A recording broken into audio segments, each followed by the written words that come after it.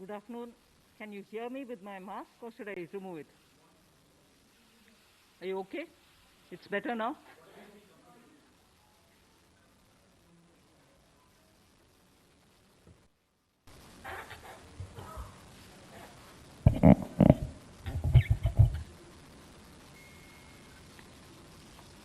Good afternoon.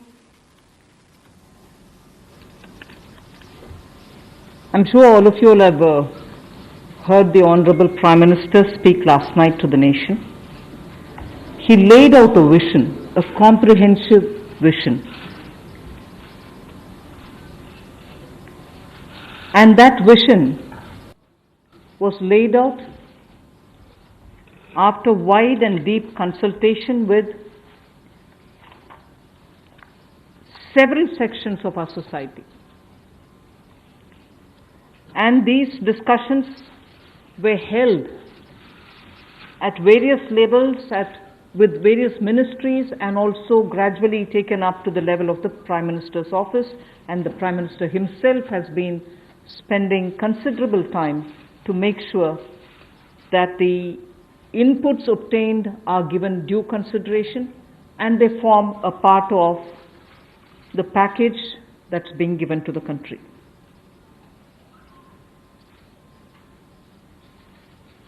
Essentially, this is to spur growth and to build a very self-reliant India. And that's where this whole initiative is called as Atmanirbhar Bharat Abhiyan. And the word Atmanirbhar India is the one which you will be hearing me say quite often. I know, coming from South India, a lot of people wondered what it actually meant. So for their benefit, I'll just say what it means in the 4 languages, subject of course to perfectionist corrections. Suya Sarbu Bharadam in Tamil, Suya Adharita in Telugu, Suyam Asarittan in Malayalam, and Swayam Avalambita in Kannada. Subject to correction, it may not be the perfect translation, but something to take it closer to what it means. So Atmanirbhar Bharat is what we are talking about. And you heard the Prime Minister clearly say that this is going to be resting on 5 important pillars. 5 important pillars: the economy, infrastructure, technology-driven systems, demography, and demand.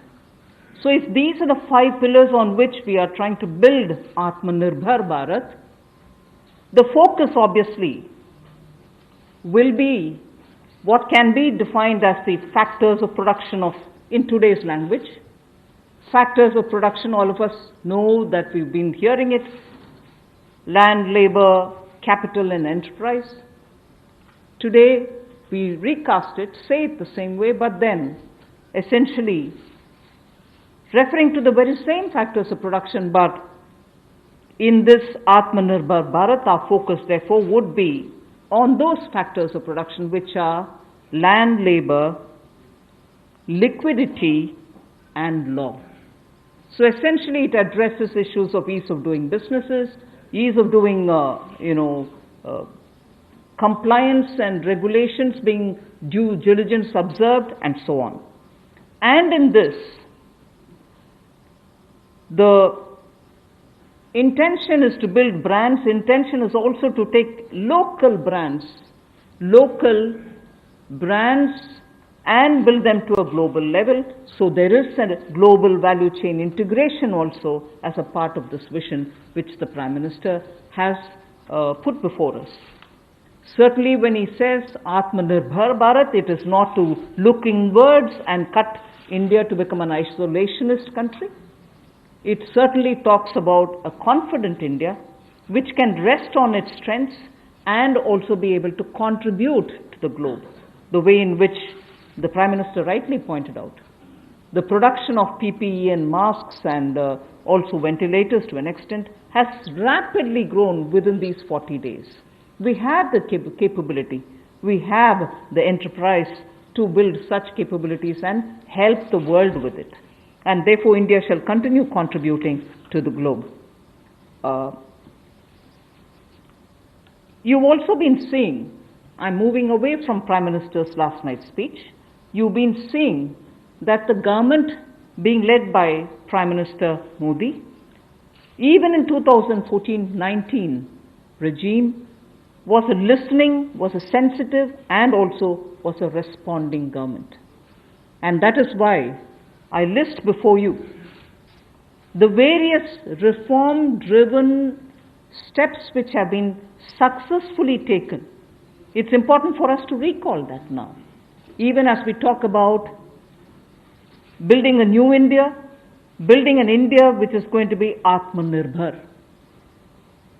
If I were to group them into different categories and list out what has been done by this government, even in between 2014 and 19, if you were to talk about the poor, we had the DBT-based reforms, based on which today, as we look at the migrants, look at the poor, look at the lockdown in their lives and the impact it has made in their lives, the DBT enabled us to directly put money into their accounts, and they didn't even have to go to the bank to collect it. The bank mitras were able to come and deliver the money, and therefore that reform based on Jandan accounts, based on Aadhaar, and based on mobile technology has brought a revolution in this country, which many countries do recall now, and many of them are not able to do it, although India is able to do it. So for the poor, the DBT, the micro-insurance schemes, PM Awas Yojana, Ujjwala Yojana, again something which has made it possible for people to have free cooking gas in the last 3 months. It wouldn't have been possible to reach out to the poor to have their cooking gas given unless the Ujjwala scheme was so successfully implemented. Swachh Bharat Abhiyan and Ayushman Bharat. And therefore for the poor, during the last tenure, the several schemes which benefited were all reform driven. If I were to talk about agriculture in the same spirit, PM Fasal Bima Yojana, PM Kisan Yojana, which again has come off handy, that we were able to front load the money to the Kisan during this lockdown. Otherwise it wouldn't have been possible. Creating new fisheries department, Krishi Sinchai Yojana, were all aimed at bringing reform in agriculture. Similarly, talking of business and also trying to bring in better business environment. PSB cleanups happened, public sector banks cleanup, after a heavy load of phone banking resulting in NPAs. Public sector banks recapitalization, FDI liberalization, ease of doing business reforms, which were taken down to the third level of administration governance, IBC reforms, GST reforms, and today because of the GST reforms you're able to see what impact lockdown is having on small and medium businesses.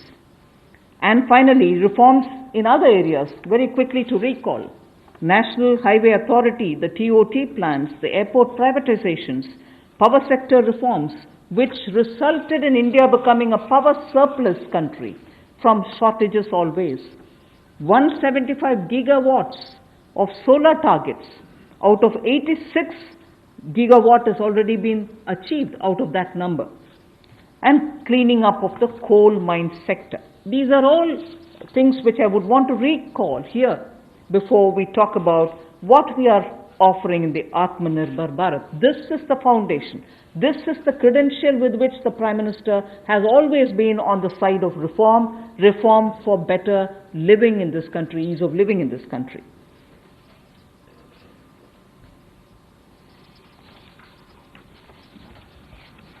नमस्कार।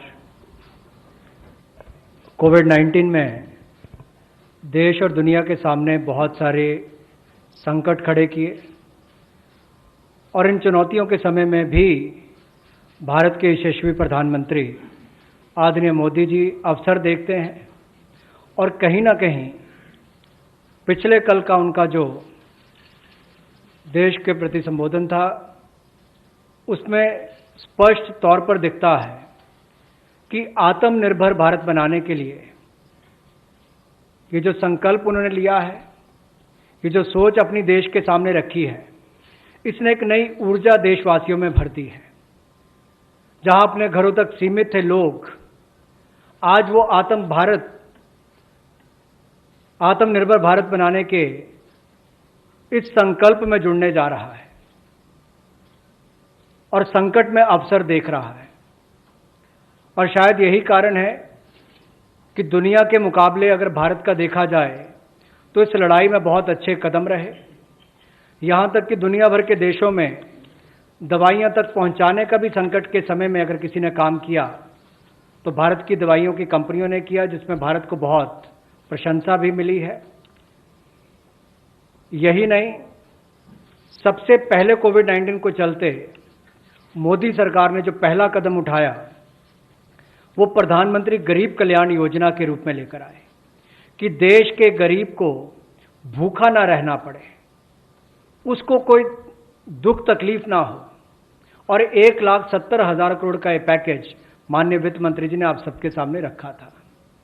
और यही नहीं, compliance की कोई दिक्कत ना हो कि आपको कानूनी तौर पर वैधानिक रूप से कोई जो नियमों का पालन कर रहा है उसमें आप रह ना जाएं, तो उसकी भी छूट 3 महीने का मोरेटोरियम पीरियड आपको दिया गया। फिर आरबीआई के माध्यम से भी घोषणाएं हुई जिसमें लिक्विडिटी का फायदा आप सबको मिला, देश के करोड़ों लोगों को। तो मेरा मानना यह है कि रिफॉर्म्स की जब माननीय प्रधानमंत्री जी बात करते हैं कि आत्मनिर्भर भारत हमने बनाना है, तो उसके 5 स्तंभ की उन्होंने बात की है, 5 पिलर्स की बात की है, जिसके विस्तार में उल्लेख माननीय वित्त मंत्री जी ने किया है। मैं एक बात इसमें और कहना चाहता हूं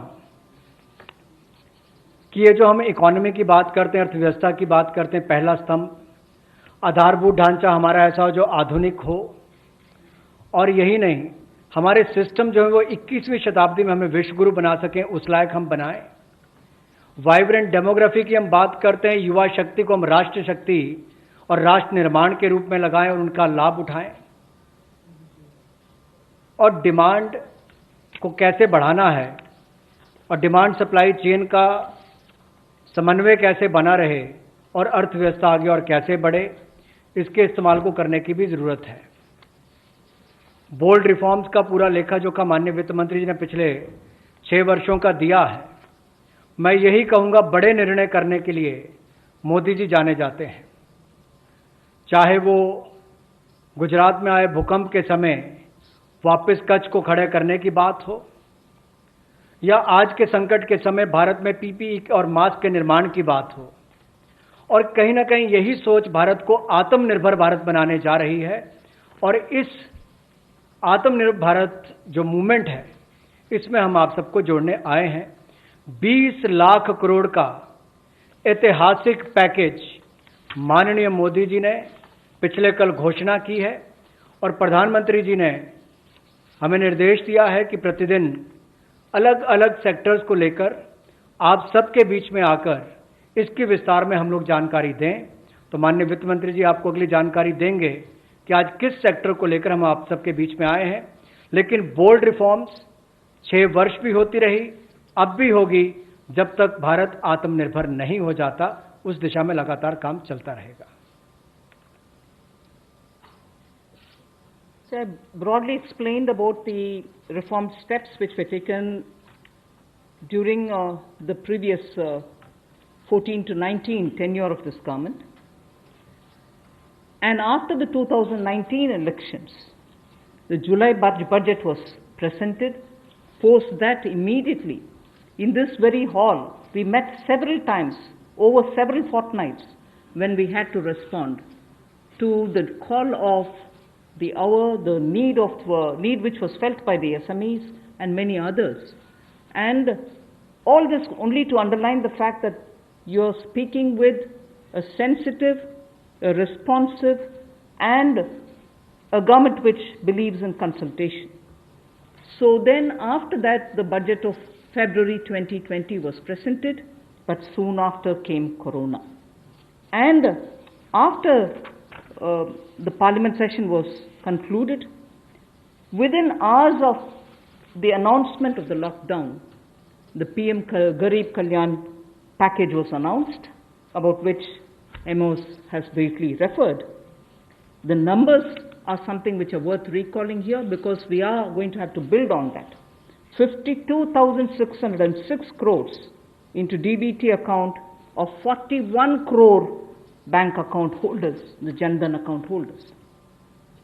18,000 crore worth grain and pulse transfers happened, in which 48 lakh metric tons of wheat and rice have been distributed, costing 69 crores, to 69 crore account ration card holders.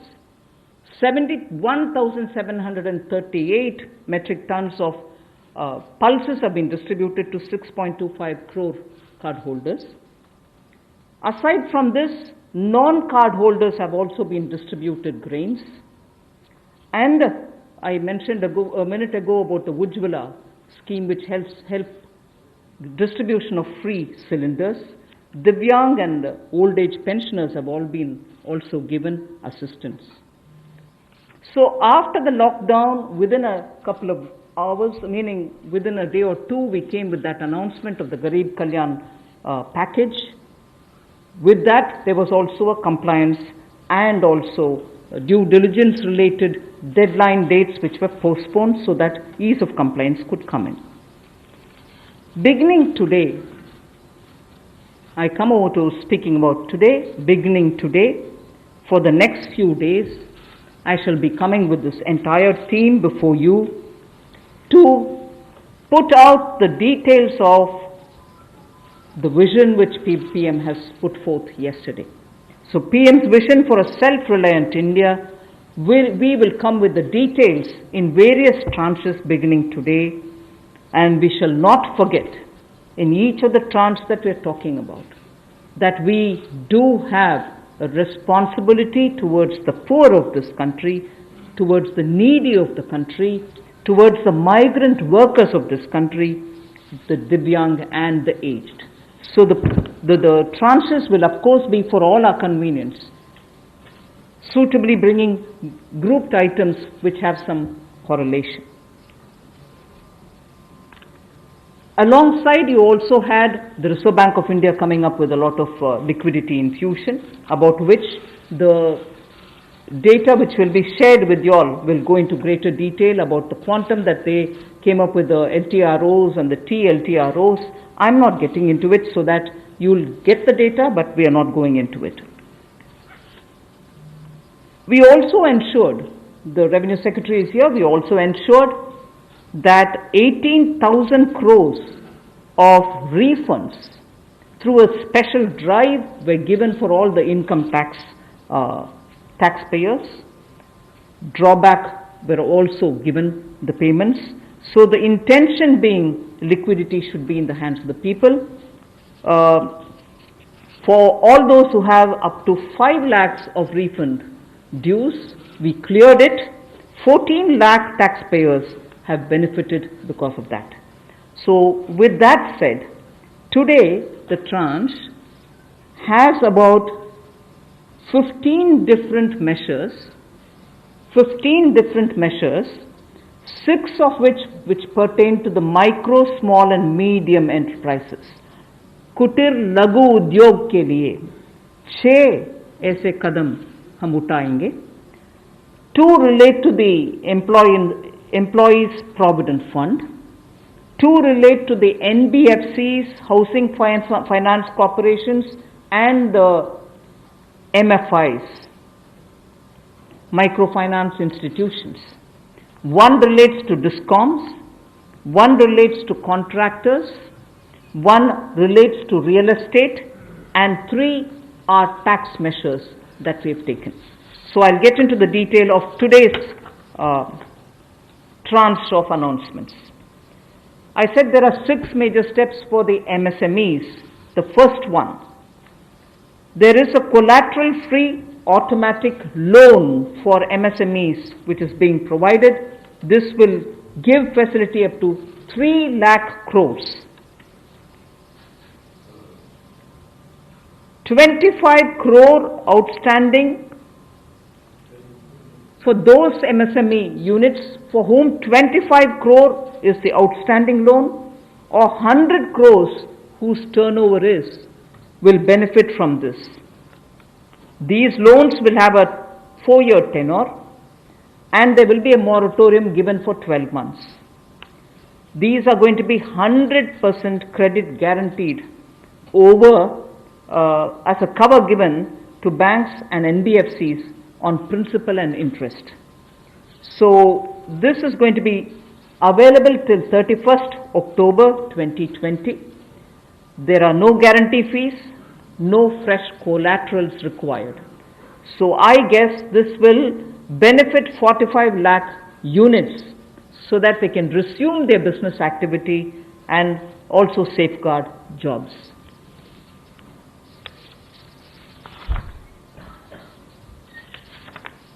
प्रधानमंत्री गरीब कल्याण योजना में जहां सबसे पहले कोविड हेल्थ वर्कर्स के लिए 50 लाख रुपए की इंश्योरेंस पॉलिसी का प्रावधान किया गया था, वहीं पर 80 करोड़ गरीबों को 5-5 किलो गेहूं या चावल देने का प्रावधान किया गया और पूरे देश भर में पीडीएस के अलावा अतिरिक्त ये 5-5 किलो उनको दिया गया, पिछले महीने भी और इस महीने भी। इसके अलावा ये प्रति व्यक्ति 5-5 किलो था और प्रति परिवार दाल देने का भी काम किया गया 1 किलो, और इसके अलावा जो हमारे वृद्ध, विधवा, दिव्यांग हैं उनको भी जनधन खातों में सीधा पैसे डाले गए, 500-500 रुपये, 1000 रुपये उनको टोटल डाला गया। इसके अलावा जो 20.5 करोड़ जनधन योजना खाता धारक थे, ऐसे 41 करोड़ खातों में भी 52,606 करोड़ रुपया अब तक ट्रांसफ़र कर दिया गया है। 8 करोड़ उज्ज्वला योजना के जो उपभोक्ता हैं उनको मुफ्त में 3 महीने एक सिलेंडर देने की बात हुई थी, जब तक उनको सिलेंडर की आवश्यकता है। उसकी प्रक्रिया भी शुरू हो गई और दे भी दिए गए। यहाँ तक कि जो पीएम किसान के लिए भी 2,000 रुपया ऐसे करोड़ों किसानों के खातों में उसको ट्रांसफ़र कर दिया गया। तो जितनी घोषणाएं उस पीएम गरीब कल्याण योजना के अंतर्गत की गई थी, उन पर सारे कदम भारत सरकार द्वारा उठाए गए और करोड़ों भारतीयों को इसका लाभ माननीय प्रधानमंत्री नरेंद्र मोदी जी के माध्यम से मिला है।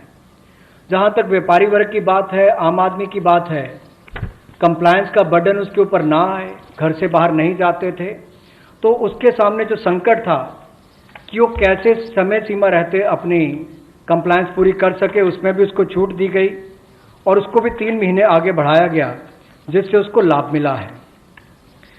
आरबीआई ने भी जो महत्वपूर्ण घोषणाएं की, उससे लाखों करोड़ रुपए की लिक्विडिटी मार्केट में आई है, जिससे पूरे देश को लाभ मिला है और इसकी जानकारी आप सबके सामने पहले भी रखी है।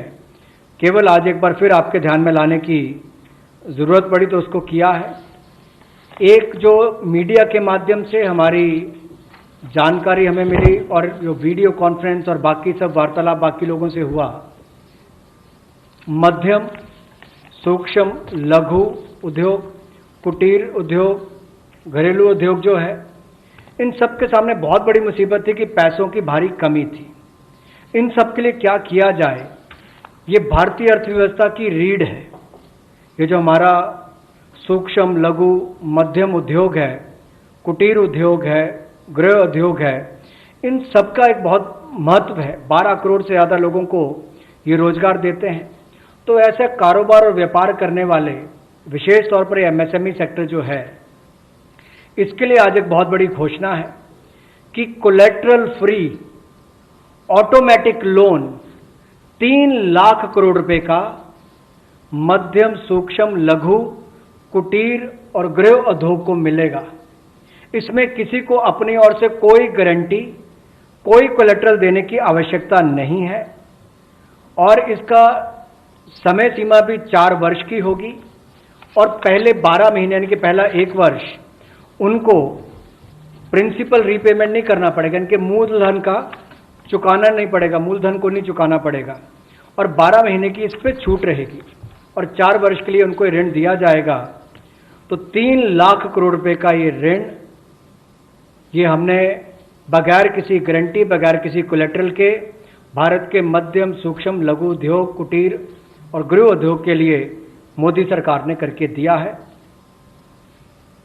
I just move to the next one, which is about a 20,000 crore subordinate debt proposition which we are bringing.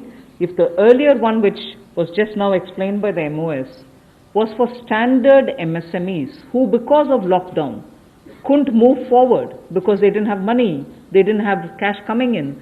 So for buying raw materials or paying the wages, if they had a problem, you had that emergency credit line which we spoke about just a minute ago. Now I come to talking about subordinate debt through which we want to infuse about 20,000 crores. These are meant for stressed MSMEs.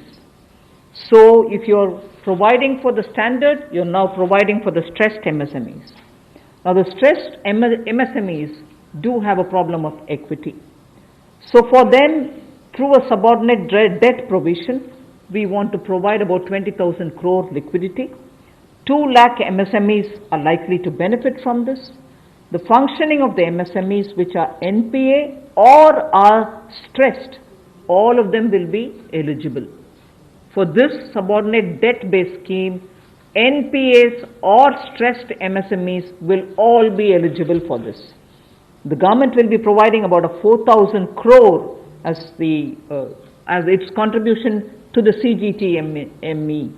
MSE, the Credit Guarantee Trust, and they will be then able to provide the partial credit guarantee support to the banks, as a result of which stressed and NPA MSMEs will immediately benefit. तनाव में जो सूक्ष्म, लघु, मध्यम उद्योग या कुटीर या गृह उद्योग हैं, उनकी इन परिस्थितियों को देखकर गौण कर्ज या अधीनस्थ ऋण के रूप में 20,000 करोड़ रुपए का प्रावधान इन स्ट्रेस्ड एमएसएमईज के लिए किया गया है, ताकि इनकी जो कमी आती थी उस कमी को दूर किया जा सके। और इसमें भी लगभग 2 लाख से ज़्यादा मध्यम, लघु, सूक्ष्म, कुटीर उद्योग को लाभ मिलने वाला है। और ये 20,000 करोड़ का गौण ऋण ये तनाव वाली एमएसएमईज को दिया जाएगा। The next of the MSME linked steps that we are taking, this is the third. There is a fund being created for infusing about 50,000 crore as equity into the MSMEs. This will benefit those MSMEs who have the potential and who are viable.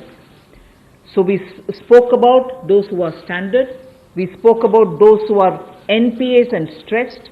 Now I'm talking about MSMEs who may be doing viable business and who needs hand-holding because of the situation thanks to the COVID. So this fund with a corpus of 10,000 crores through mother fund and daughter fund framework will be able to provide the growth potential MSMEs greater support, and this we think will help MSMEs to expand their capacities, and this will also encourage them eventually to get listed in the markets which they can choose. जो मध्यम, लघु, सूक्ष्म उद्योग अच्छा कर रहे हैं, विस्तार करना चाहते हैं, आगे बढ़ना चाहते हैं, लेकिन उनके आकार को बढ़ाने की, क्षमता को बढ़ाने की सुविधाएं नहीं मिल पाती थी, तो उसके लिए फंड्स ऑफ फंड्स का प्रावधान किया गया है। और इस फंड्स ऑफ फंड्स के माध्यम से 50,000 करोड़ की इक्विटी इन्फ्यूजन होगी, ये हम करने जा रहे हैं। इससे इन सभी अच्छा काम करने वाले मध्यम, लघु, सूक्ष्म उद्योगों को अपना आकार और क्षमता बढ़ाने का अवसर मिलेगा। The next one is something which all of us have been waiting for a long time, about the definition of MSMEs. I'm sure you heard from several sources that this discussion has been going on. We have now come to a stage where we can happily announce that the definition being changed is being changed in favor of the MSMEs. Because there was always this fear in very successful MSMEs also, that if they outgrow the size of what is defined as an MSME, they lose the benefits that they get as an MSME itself. So outgrowing this definition meant outgrowing and going out of receiving benefits. Therefore, MSMEs preferred to remain within the definition rather than grow.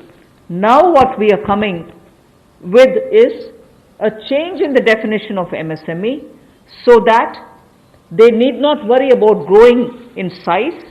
They will still be able to get quite a lot of benefits which otherwise as an MSME they had got. So now how do we change it? I told you why we are changing the definition. How are the changes being brought about? What exactly is the change which is coming in? The change is that investment limit which defined an MSME is being revised upwards. So you can be a slightly more larger invested company, but you're still going to be considered only as an MSME. And then I'll come to the amounts which is shown in the chart there.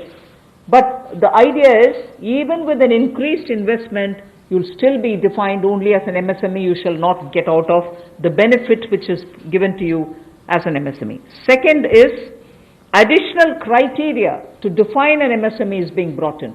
And that criteria is based on turnover. So that is being brought in newly now. Earlier it was only investment size. Now investment size and or additional turnover size is being brought in. And earlier the distinction which prevailed between manufacturing unit, and therefore their definition was on slightly different account. Service units, therefore definition was on slightly different criteria. Now that differentiation between manufacturing and service MSME are being removed. Manufacturing MSME or service-based MSME shall all be defined similarly. And then, therefore, the chart that is there before you will tell you what was earlier and what is now. What was earlier defined with an investment of 25 lakh as micro unit will now have investment allowed till 1 crore. So they'll still be called a micro unit even if the investment is up to 1 crore. Now, in that, service investments of 10 lakhs were called as micro earlier. Now, because the distinction is removed, service also will have the benefit of being called a micro unit even if the investment is 1 crore. Over and above it, I did say that in addition to investment as a definitional criteria, we are bringing in the criteria of turnover also. So now, your investment can be up to 1 crore and your turnover can be up to 5 crore. You shall be called as micro. This or that. Your investment can be 1 crore and your turnover can be 5 crore. Up to 5 crore, you will be micro enterprise. And so on. So small will be up to 5 crore, manufacturing enterprise. Services was up to 2 crore, now the definition is changed to 10 crores and 50 crores. Investment and turnover, and so on. The table explains it.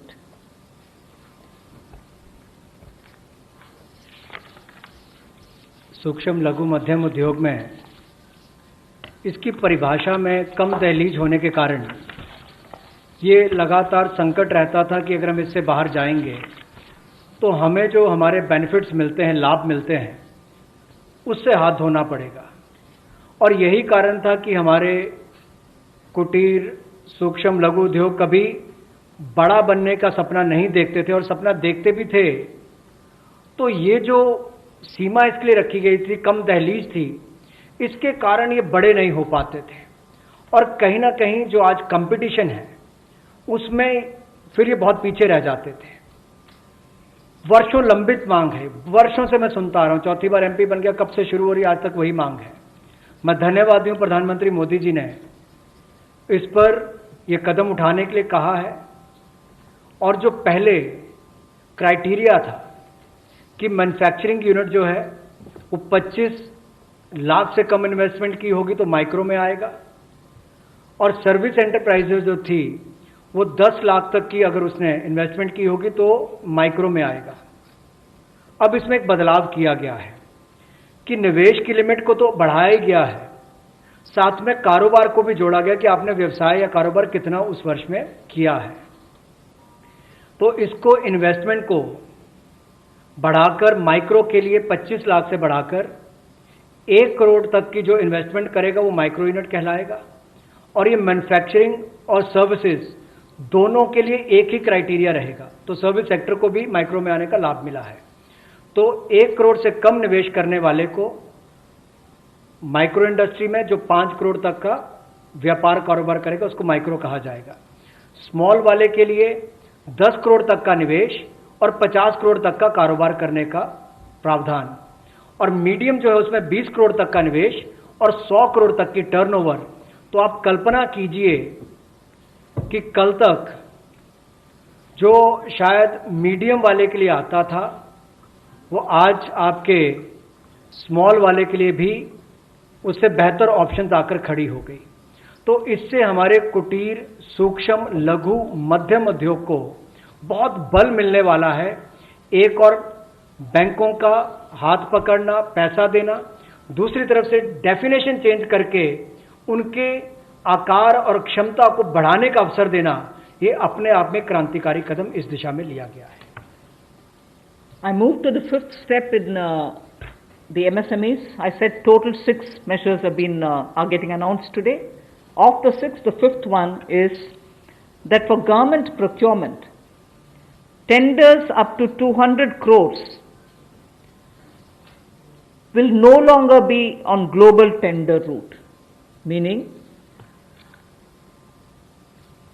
global tenders will be disallowed in government procurement for tenders up to 200 crores. Why is this being done? Majority of the MSMEs in India were unable to supply those big mother units, as you may call, big, large companies, who they were serving all the while.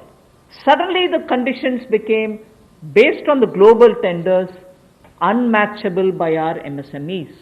So they were disqualified from supplying to companies for whom they actually grew as ancillary units. As a result, many of our MSMEs were not anymore able to participate in supplying products to many of these large units. So by bringing this condition now, we are saying for global tenders worth 200 crores or less, particularly for government procurement, they need not be global tenders at all. So this will make MSMEs do their business with a lot more confidence and carry on with it. Self-reliant India will also then be able to serve Make in India, because small units can now be participant in government purchases. पिछली 2 slides में भी आपने देखा होगा कि कुटीर, सूक्ष्म, लघु, मध्यम उद्योग के लिए जो बड़े कदम उठाए गए हैं, 3 लाख करोड़ के कोलेटरल फ्री और कोई नई गारंटी दिए बिना एक और से ऋण उपलब्ध करवाना, उसके अलावा जो बाकी कदम उठाए गए और उनकी परिभाषा बदलने का काम भी किया गया, तो ये कदम उससे एक और स्तर ऊपर है कि ये सब बदलने के बाद उनको कामकाज जब मिले तो कंपटीशन में कहीं ना कहीं अनफेयरनेस जो होती थी उसमें हमारे लोकल उद्योग वो पीछे रह जाते थे। तो लोकल को बल, लोकल से ग्लोबल तक जाने की बात जो कल तक प्रधानमंत्री जी ने कही, उसी दिशा में एक ये कदम है। लोकल के लिए वोकल भी, लोकल को बल भी, लोकल से ग्लोबल भी। तो ये इसीलिए ग्लोबल टेंडर्स जो हैं ये 200 करोड़ तक से कम वाले जो हैं इसमें, यानी कि 200 करोड़ से कम वाले में ग्लोबल टेंडर्स नहीं होंगे। इसमें हमारे सूक्ष्म, लघु, मध्यम उद्योग को लाभ मिलेगा और कहीं ना कहीं आत्मनिर्भर भारत की जो हम बात करते हैं उस दिशा में कदम ये भी उठाया गया है। the sixth step towards MSMEs is post-COVID, trade fairs, exhibitions are going to be very difficult.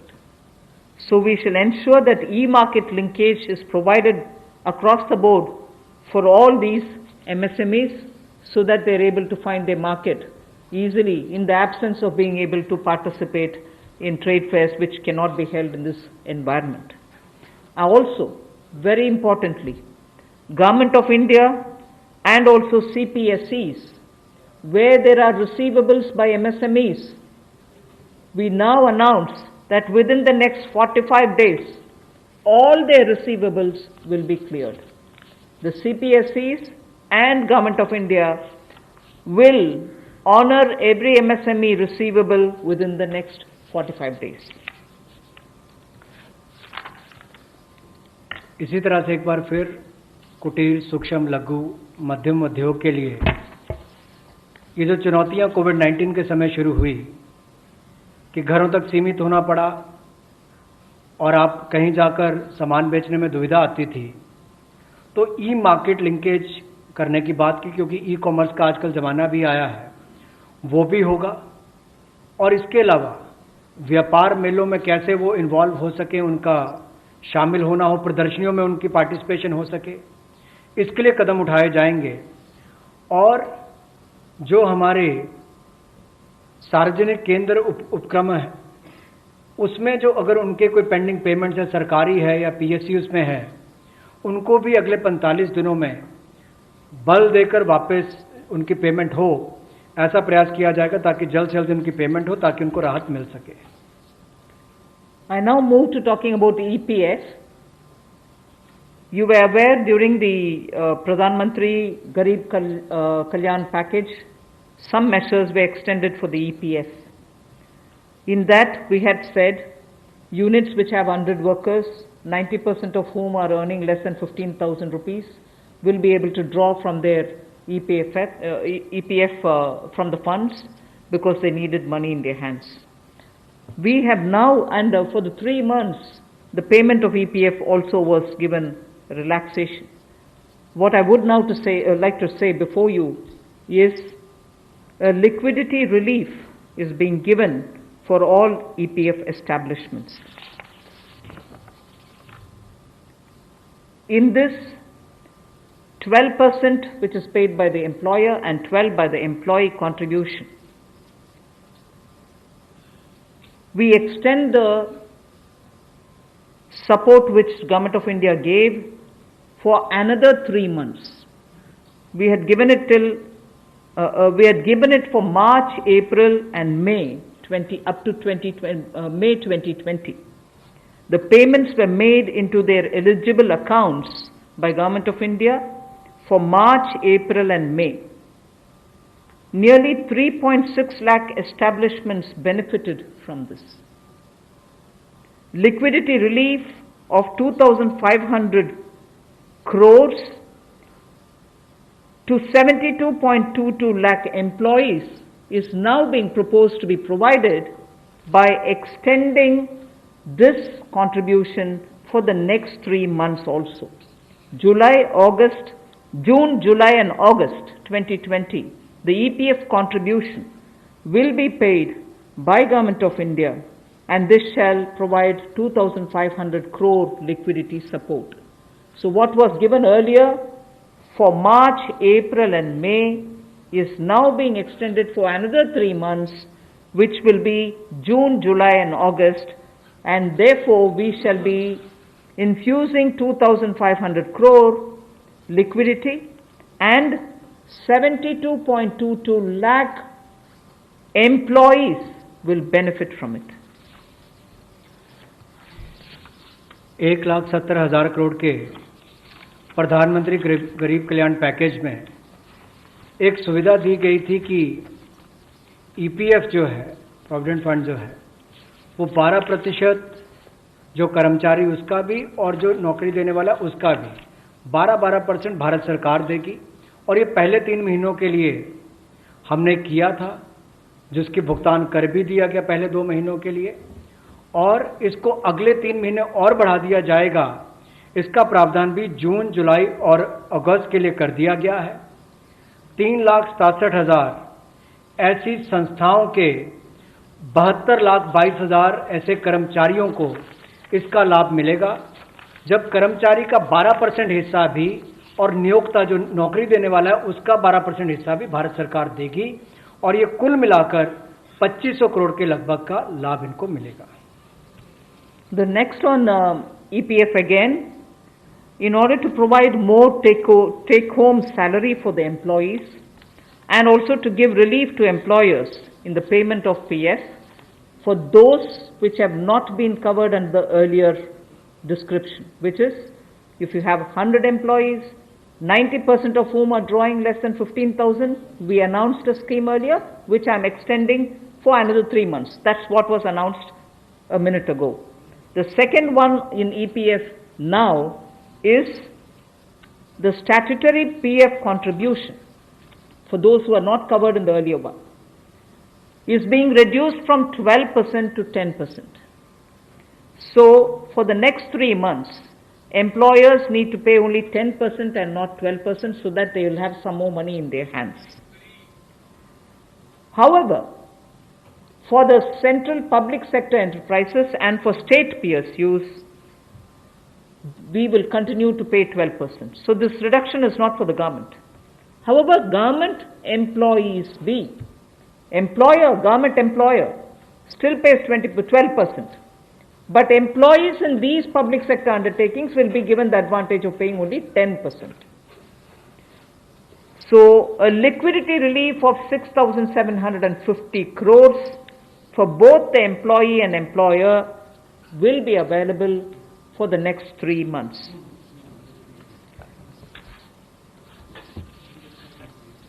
एक और प्रावधान, क्योंकि आज के समय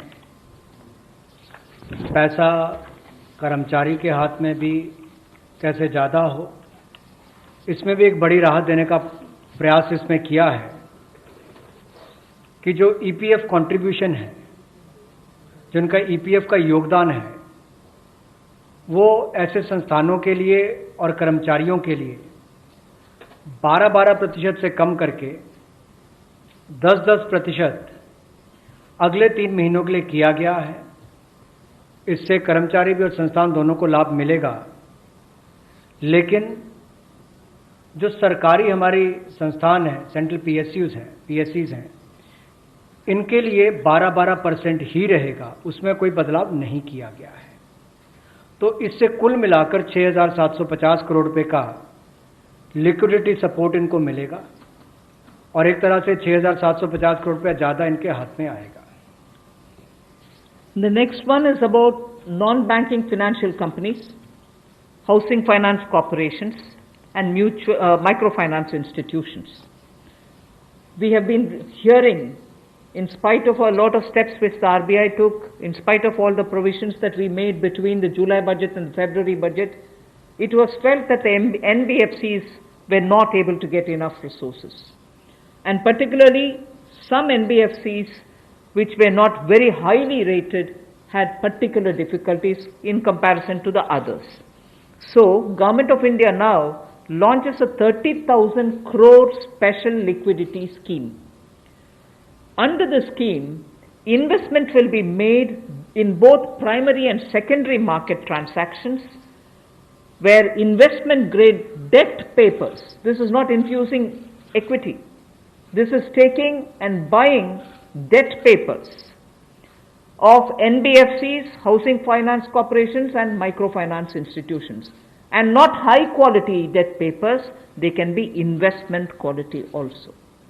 So this we expect will have an impact on those struggling NBFCs who need money to carry on with business, and these NBFCs are also those who have been funding MSMEs. So in order for these NBFCs to keep their network of MSMEs served, this infusion is absolutely necessary, and these securities with which you're going to buy these debt papers will be fully guaranteed by Government of India.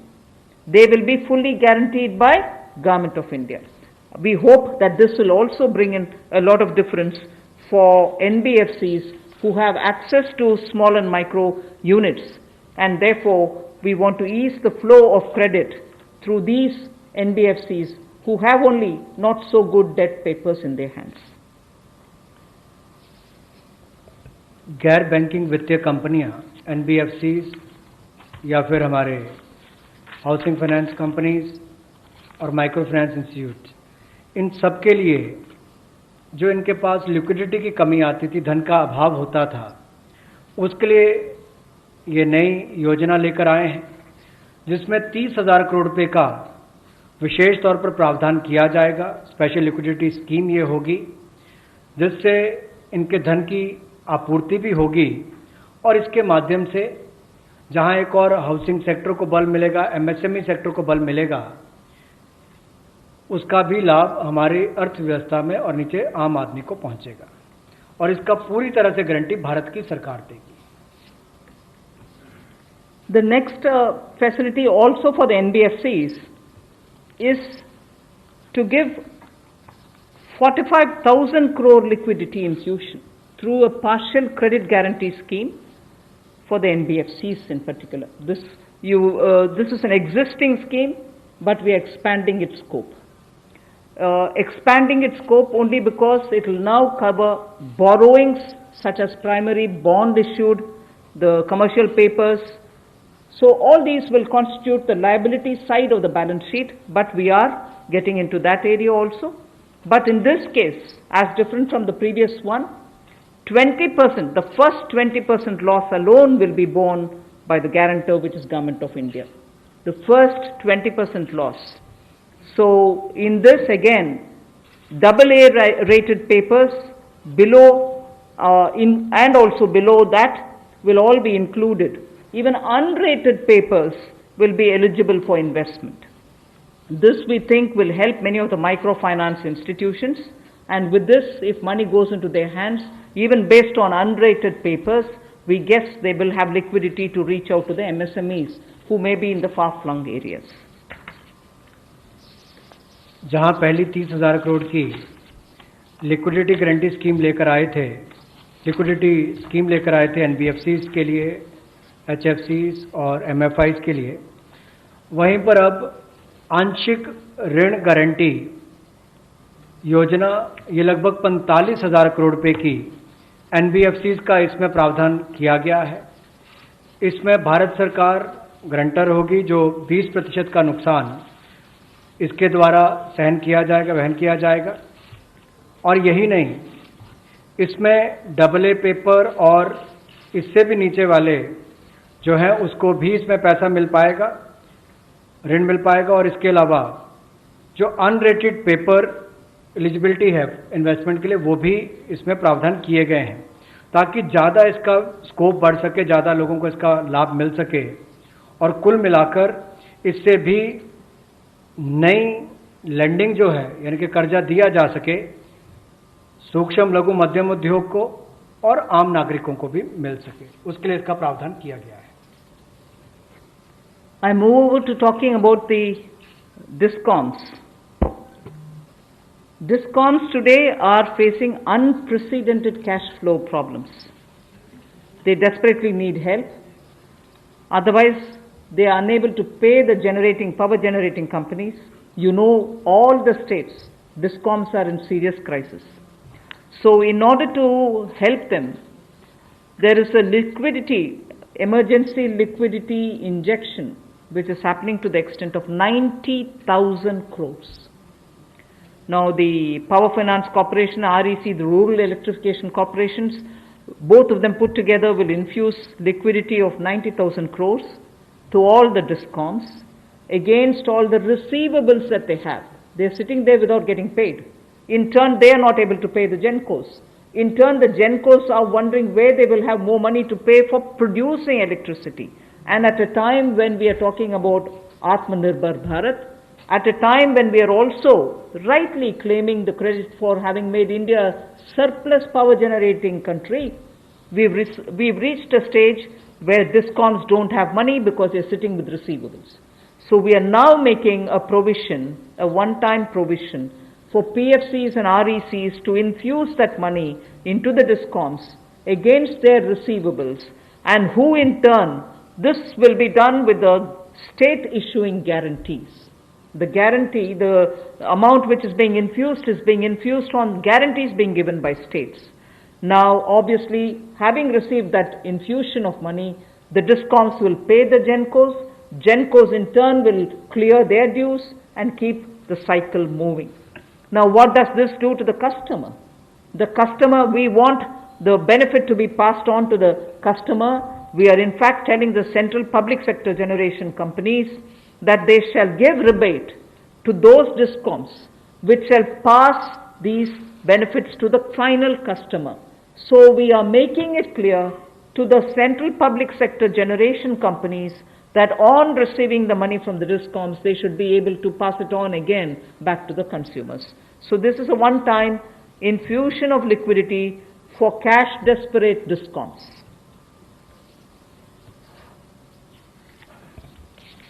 बिजली वितरण कंपनियों की आय में जो भारी कमी आई है और लेनदारी जो इनके कई राज्यों से बढ़ी है, उसके कारण भी ये अभूतपूर्व नकदी प्रवाह की स्थिति इनको देखनी पड़ रही है। इन परिस्थितियों में आम उपभोक्ता को भी नुकसान ना हो, बिजली उत्पादन करने वाले भी और बिजली वितरण करने वाले भी इस अभूतपूर्व समस्या में कहीं उलझकर ना रह जाएं, इसके लिए 90,000 करोड़ रुपए का प्रावधान डिस्कॉम्स के लिए किया गया है, बिजली वितरण कंपनियों के लिए किया गया है।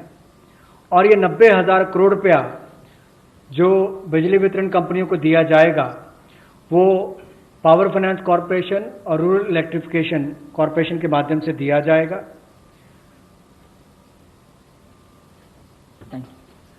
I move to the next, which deals with contractors. All Government of India agencies, such as the railways, road transport, highways, CPW, etc., will now give 6 months extension without any cost to the contractors, so that extension should cover construction work or goods and services contracts that they have with central government agencies. They can take additional 6 months to comply with the contract conditions.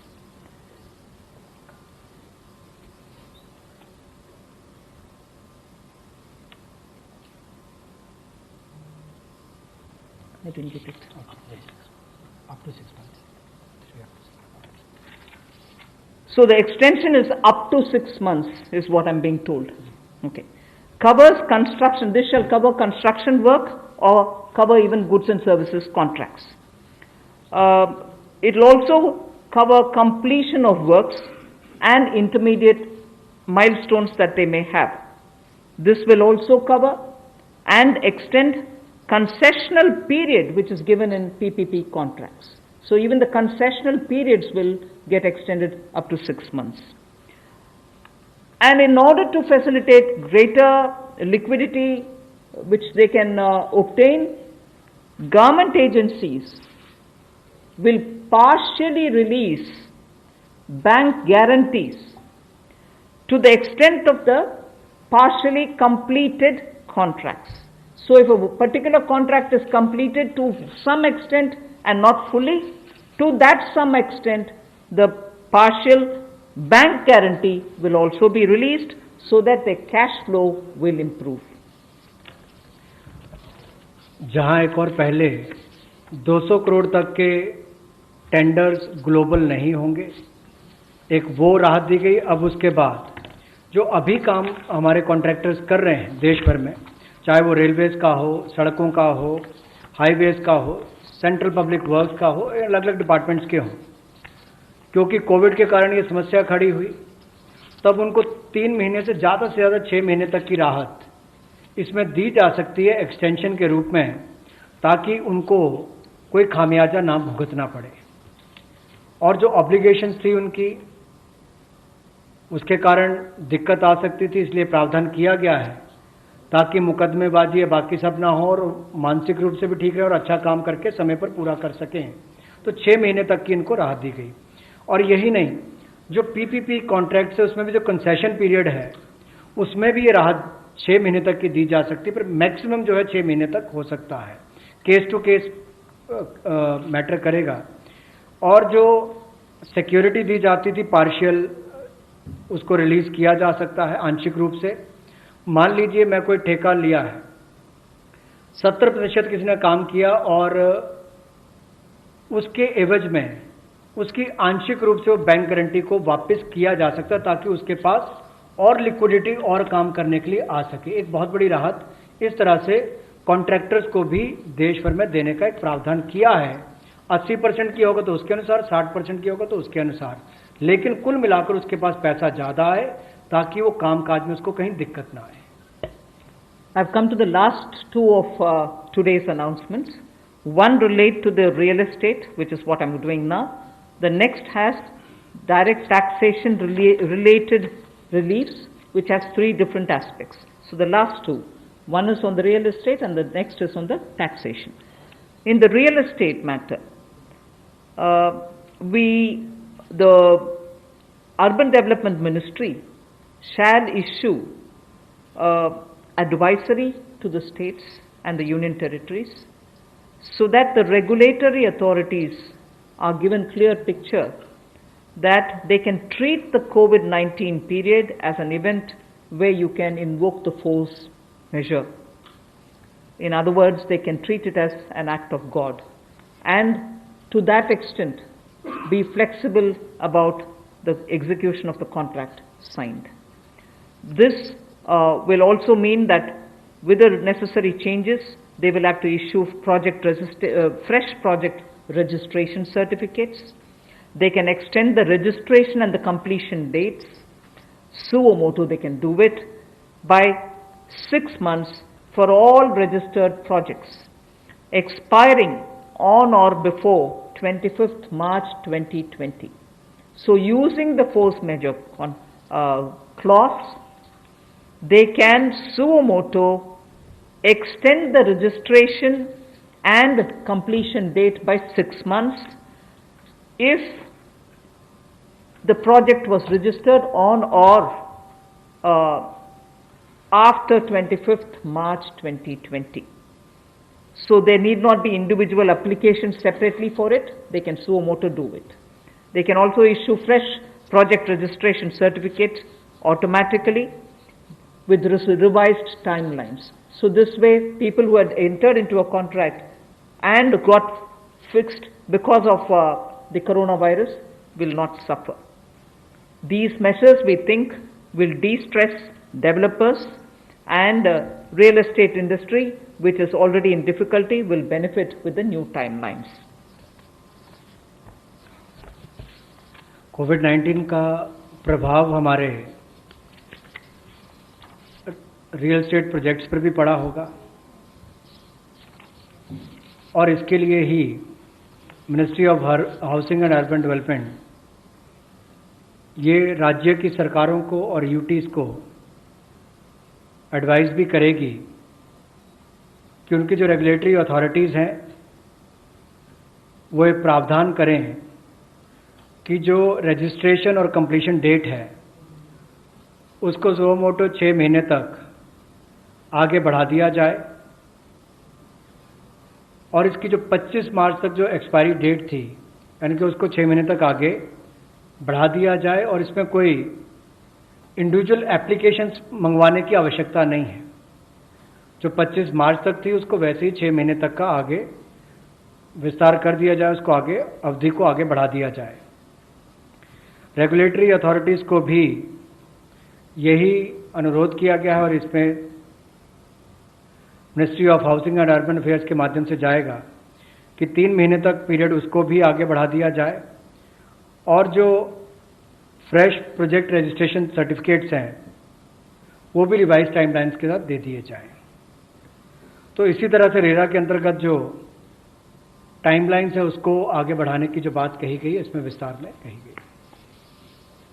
I move over to talking about the tax-related proposals, which is my last. You're fairly familiar with the TDS and the TCS tax deductions which happen. We have now, from, let us say, tomorrow, till 31st March 2021 reduced the TDS rates and the TCS rates by 25% of the existing rate. So if the existing rate is 100, it will be reduced by 25%. This shall apply to all payments, if they are payment for contracts or professional fees or interest or rent or dividend or commission or brokerage. All of these will be eligible for this 25% rate reduction. Through this, and as I said, this will be coming into force from tomorrow and last till March 31st, 2021. And this reduction we think will release nearly 50,000 crores in the hands of the people who otherwise would have paid it as TDS. This reduction alone is going to give 50,000 crores back to the people, in the sense it will be in their hands rather than coming in as payment of taxation. जो TDS rates हैं वो सभी non salaried payment वालों को, residents को, और TCS rate जो है उसमें 25% की कटौती की गई है फाइनेंशियल ईयर 2020-2021 के लिए, और इससे 50,000 करोड़ रुपए का लगभग लाभ आम जनता को मिलने वाला है। यानी कि अगर मेरा 100 रुपया बनता था तो मैं 100 रुपये की बजाय अब 75 रुपये दूंगा, और उसमें 25% की कटौती की गई है। तो एक बहुत बड़ी राहत गैर वेतनभोगी इन सबके लिए, non salaried payment to residents, इनके लिए की गई है। The next is a set of dates which are getting extended for direct tax, some of the measures that we are taking. All pending refunds to charitable trusts and non-corporate businesses and professions, including that of proprietorship, partnership, LLP and cooperatives, shall be issued immediately. I did mention at the beginning that we have already refunded quite a lot of refunds which were either 5 lakhs or lesser to individuals who waited for their refund for a long time, and through that nearly 14 lakh people had benefited. Now we are saying that the pending refunds of all charitable trusts, non-corporate businesses, professions, proprietorships, partnerships, LLPs and cooperatives, many of whom can be very small. Many of these are in cooperative sectors, many are MSMEs, many are small partnerships. All their refunds will be given immediately, which will mean that they will get their due money, that's their money, they will get it back in their hands without any delay. Then the due date of all income tax returns for the year 2019-2020 are now being extended from 31st July 2020 and 31st October 2020 to 30th November 2020, and tax audits from 30 September 2020 is being changed to 31st October 2020. So that is a measure which will help people not to worry about how they are going to do their compliance, will they be able to file their returns or not. So that is a step which we take. And the last one, which also is a taxation related measure, is the date of assessments getting barred, because assessment time gets barred with a certain date. We are conscious of it, we have taken cognizance of it, so we are saying date of assessments getting barred as on 30th September 2020 is now being extended to 31st December 2020. So 3 months extension is being given so that date of assessment doesn't get barred as of September 2020, it can wait till December 2020. And also those getting barred on 31st March 2021, we are saying this in advance, those getting barred as of 31st March 2021 are being extended to 30th September 2021. There a clear again 6 months extension for those March. We are telling that in advance. 31st March 2021, which we are getting debarred, will now be moving over to 30th September 2021. And the last point that I would want to share with you all for this evening is, you know, we've launched this Vivad Se Vishwas scheme for making payment, and there was a component that you had to pay 10% extra if it is beyond a certain date. Now, without any additional amount which is to be paid, in total, the whole Vivad Se Vishwas scheme is getting extended up to 31st December 2020. And for this extension, no extra payment is being asked. So the entire Vivad Se Vishwas moves over to 31st December 2020. 5 lakh तक के refund 14 lakh से ज़्यादा लोगों को अब तक वापस कर दिए गए थे। उसके अलावा जो उससे ऊपर वाले, उसकी भी प्रक्रिया शुरू, और बहुत सारे लोगों को वो भी वापस कर दिए गए हैं जो रिकॉर्ड समय के अंदर किए गए। अब इसके अलावा जो पेंडिंग रिफंड्स हैं, चाहे वो चैरिटेबल संस्थाओं के हों, ट्रस्ट के हों, या नॉन कॉरपोरेट बिजनेस या प्रोफेशंस के हों, यानी कि प्रोप्राइटरशिप, पार्टनरशिप, एलएलपी, कोऑपरेटिव्स, इनको भी जल्द ही इनके रिफंड्स इशू कर दिए जाएंगे ताकि पैसे की कमी कहीं पर ना आए। इनकम टैक्स की रिटर्न के लिए जो ड्यू डेट थी वित्तीय वर्ष 2019-20 के लिए, उसको 31 जुलाई 2020 और 31 अक्टूबर 2020 से बढ़ाकर 30 नवंबर 2020 कर दिया जाएगा, और टैक्स ऑडिट को भी 30 सितंबर 2020 से बढ़ाकर 31 अक्टूबर 2020 कर दिया जाएगा। जहां तक डेट ऑफ असेसमेंट की बात है, ये भी वर्जित हो रही थी 30 सितंबर 2020 को, इसको भी एक्सटेंड कर दिया जाएगा 31 दिसंबर 2020 तक, और जो वर्जित हो रही थी 31 मार्च 2021 को, इसको 30 सितंबर 2021 तक बढ़ा दिया जाएगा।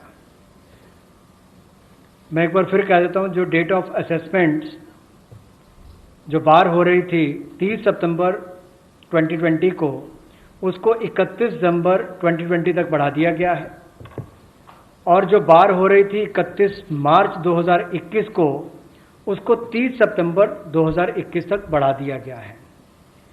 विवाद से विश्वास स्कीम बजट के समय भी हम लाए थे, लेकिन इन अभूतपूर्व परिस्थितियों के चलते इसको भी, जिनको पेमेंट करनी है, कोई अतिरिक्त पेमेंट ना किए बिना, एडिशनल अमाउंट दिए बिना, इसको 31 दिसंबर 2020 तक एक्सटेंड कर दिया गया है, ताकि आप 2020 31 दिसंबर तक पेमेंट कर सकते हैं। उसमें आपको कोई अतिरिक्त पेमेंट नहीं करनी पड़ेगी। मैं धन्यवाद करना चाहूँगा फाइनेंस मिनिस्टर का।